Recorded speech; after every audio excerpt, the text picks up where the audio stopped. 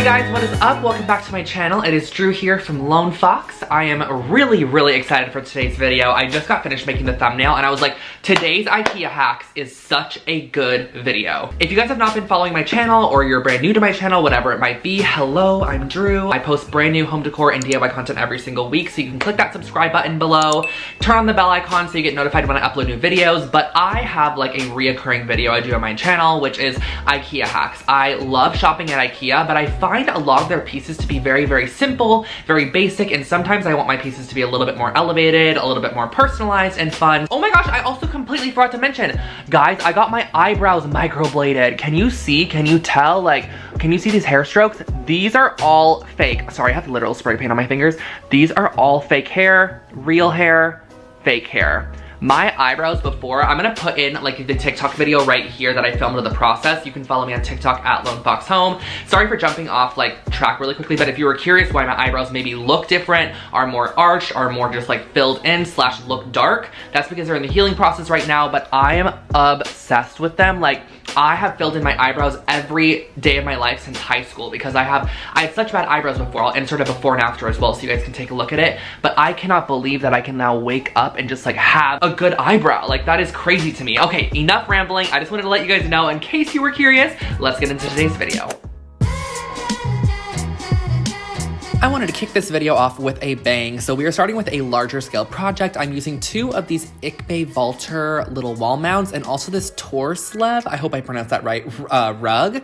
And the other supplies I'm gonna be using are a hot glue gun, wooden dowel, black spray paint, and some painter's tape. So I'm taking this rug, and I believe this is a 3-foot by 5-foot rug, and I'm going to be taking the top portion and I'm actually going to be folding it over on itself and then hot gluing down just the edge.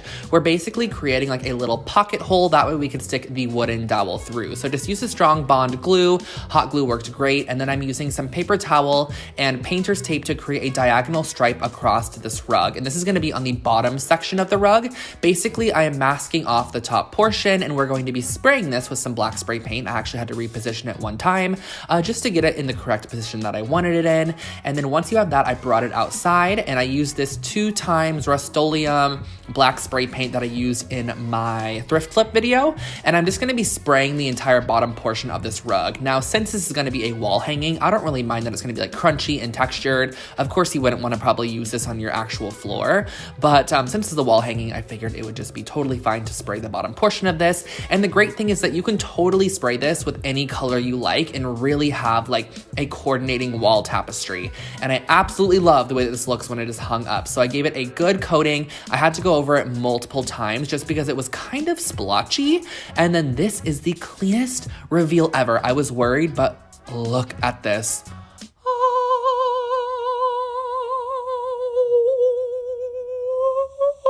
Okay. So that is what the bottom half of the rug looks like. And all you have to do to finish this off is just slip the dowel through the top portion, and then you're gonna mount the 2 wall brackets. And I just love how this is hung as opposed to a traditional tapestry. And this ended up costing about $36, which I think is great because it's pretty large scale.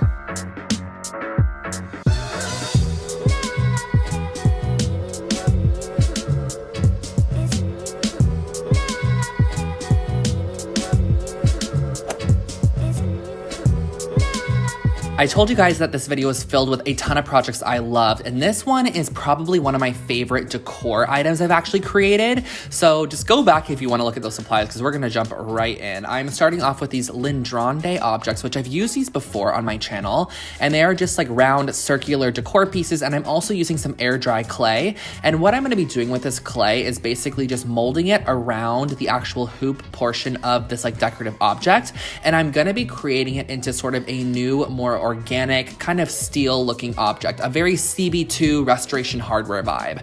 I absolutely love pieces like this, but they typically cost anywhere from like $50 to $150 for just like one decorative object, but they're actually made of real metal. Of course, we're not doing that today. So I'm using a little bit of water and I'm just rubbing what I've already done. This literally looks sexual. I'm very sorry about that, but you know, you just got to do what you got to do. So I'm taking the water and just smoothing out the clay because basically we're just wanting to break down like the top layer of clay and make it just very, very smooth and clean, and you can really kind of like mold it and mend it to the shape you want.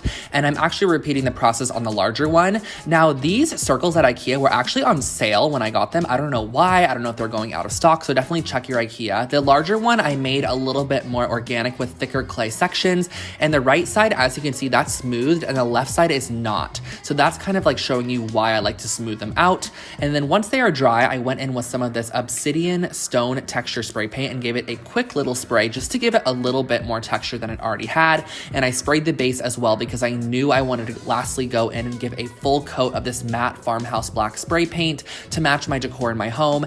And I gave 2 coats of this total, and it just turned out absolutely incredible. I really, really love the outcome of this, and I was able to create both of these for $27.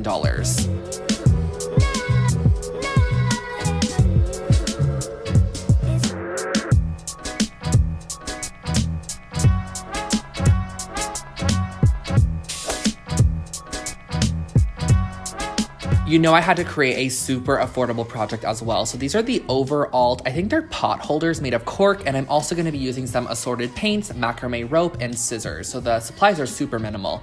And these are the 3 items that you get. And I was like, these are really great shapes to actually create a wall hanging with. So I grabbed a couple of paints in like a peach color, a more pinky peach color, and then a tan color.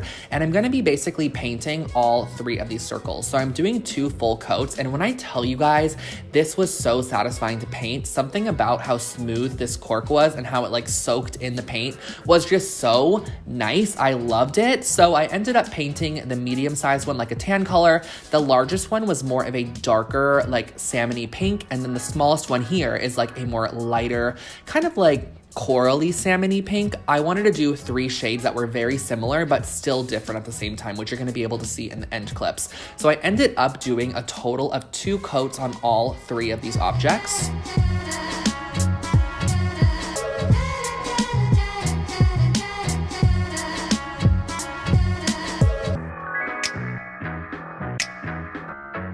And of course, you could not forget about the back, so I went in and just gave just 1 quick coat to the back side since it wasn't going to be shown anyways. I just wanted to make sure that it looked decent, of course, from all angles. And these are my 3 tones. So next what I'm doing is grabbing some macrame cord. I will link this below for you guys. And I'm cutting out 2 just random, probably like foot-long sections. And I'm going to be looping it around and then pulling through my strands through the largest loop. And then I'm going to also be doing the same thing on the medium-sized loop. So we're going to have both of these like this.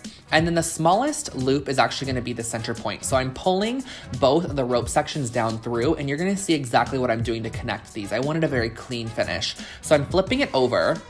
I'm putting hot glue on the backside and basically just gluing these down to the actual backside of the smallest loop and repeating the same process on the other side. That way, when you flip it over, there's no knots or anything, but it's gonna look super, super smooth. And then it's also gonna be level at the same time. So this basically finishes it off, but of course I needed to add a little loop to the top portion. So I'm adding on some macrame cord in a loop, tying a knot at the top, cutting off the excess strands, and that finishes off this wall decor item, which I actually was able to create for just $8.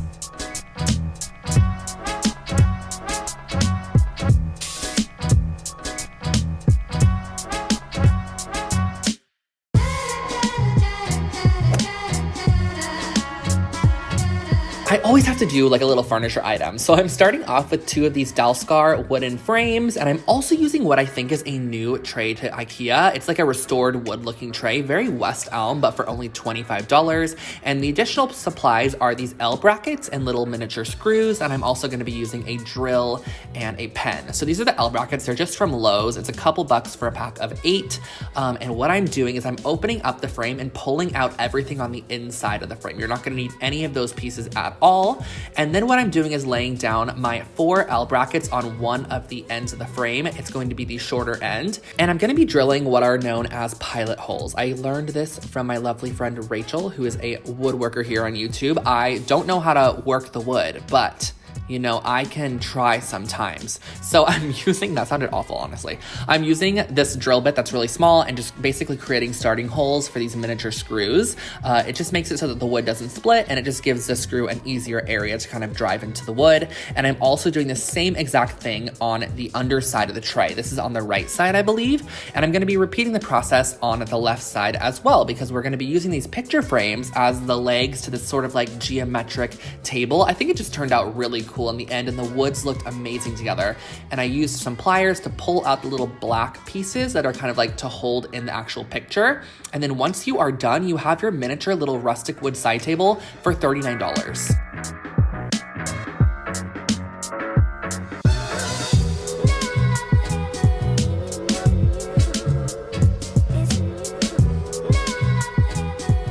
Okay guys, so those are my IKEA hacks for you today. I hope that you enjoyed this one, and I hope it gave you some insight or some tips or tricks. Next time you're shopping at IKEA, maybe you could pick up some of these items, then maybe rework them a little bit, whatever you want to do. And remember that everything's always personalizable. So like, for example, like the hanging decor piece, which I have right up there, you could definitely change the colors of that, whatever you want to do to it. You could change the wood color on the tray and like the leg. And yeah, let me know in the comment section below which one was your favorite project, which one you might want to be trying out, and also give this video a thumbs up if you did enjoy. And lastly, before jumping out, I'm just gonna plug my merch one more time, because why not? It is my video, I'm gonna plug my merch. So my merch is so cute. This is the visual interest tote bag. It comes in a t-shirt, there's some hoodies, there's some fun stuff. Link below, you can check it out if you would like to. Get it before Christmas time, and I will catch you all in my next video. Have an amazing rest of your day. Bye guys.